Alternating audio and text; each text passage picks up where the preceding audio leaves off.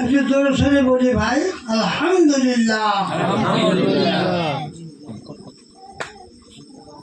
অতঃপর আখেরি নবী যিনি, যার পরে আর কোনো নবী কিয়ামত পর্যন্ত আসবে না, সেই নবী আমাদের নবী। সেই নবীর প্রতি আমরা অন্তর ভরে দরুদ পড়ি, সাল্লাল্লাহু আলাইহি ওয়াসাল্লাম। সাল্লাল্লাহু আলাইহি ওয়াসাল্লাম। তো ভাই, দোস্ত, বুজুর্গ, আমার বয়স এখন আপনারা দেখতেছেন আমি আপনাদের গ্রামের মানুষ। বয়সের সময় পূর্ণ জ্ঞান থাকে না, স্মরণ শক্তি হ্রাস পায়, মনে থাকে না।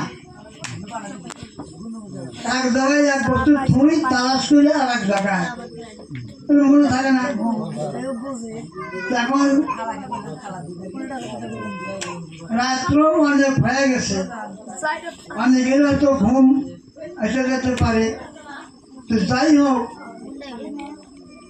আপনারা তো আমাকে ডাকছেন, এই বয়সে আল্লাহ আমাকে এখানে আনছে, এটা আল্লাহর মহান শুকরানা, আলহামদুলিল্লাহ।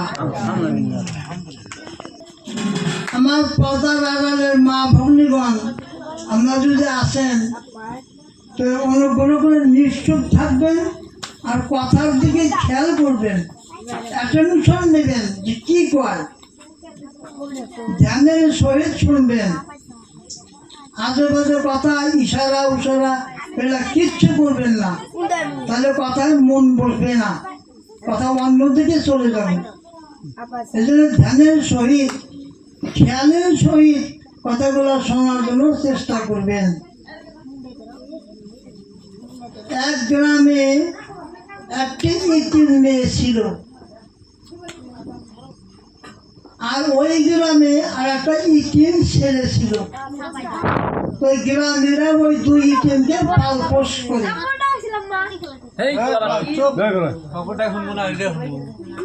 যখন বালে হইল, ইতিম মেয়েটাকে বিয়ে করা লাগে, এটাও ঠেকা, আর ওই ছেলেটাকে বিবাহ করার লাগে, এটাও তো গ্রামীদের ঠেকা।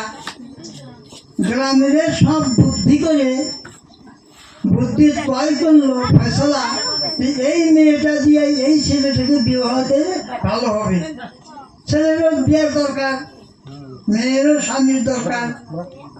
সবাই পরামর্শ করে ওই মেয়েটাকে ওই ছেলের সাথে বিবাহ দিলেন। একটা জায়গায় ঘর দুয়ার তুলে দিল, ওরা থাকে। ওরা গরিব, সম্পদশালী কিচ্ছু নাই, দিন ভিক্ষা তন রক্ষা নাকি, এইভাবে চলে।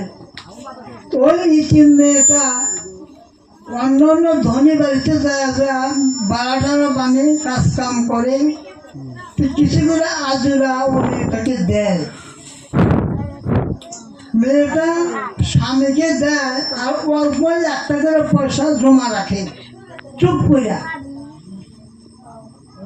জমা রাখতে রাখতে মেয়েটা একদিন বনে যে 5টা পয়সা জমা হয়েছে।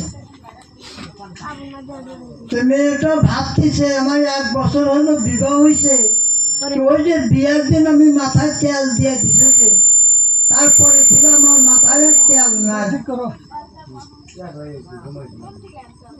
আর বাড়িতে যে রাত্রে ভাত খাবো, কেরাসিন তেল লাগে, এই তেল কেনার আমাদের পয়সা নাই। কতক্ষণ ভালো করে শুনেন আপনারা, কতক্ষণ না ওই একজনে ছোলা ধরে আলো করে রাখে, আর একজনে ভাত খায়, এইরকম অবস্থা। তো স্বামীকে বললো, আজ 1 বছর হলো বাজারে যান না, পয়সা পাতিও নাই, আজকে একটু বাজারে যান। বলে পয়সা কোথায় পাবো? বলে পয়সা আমার কাছে আছে। তাহলে দেও। ওই 5টা পয়সা স্বামীকে দিছে, গিয়ে বলছে আপনি বাজারে যান, 5টা সদাই আনেন। কি কি? বলে 1 ছটা মিঠা তেল, মানে তরকারি যে সোমবার দেওয়া লোকের তেল।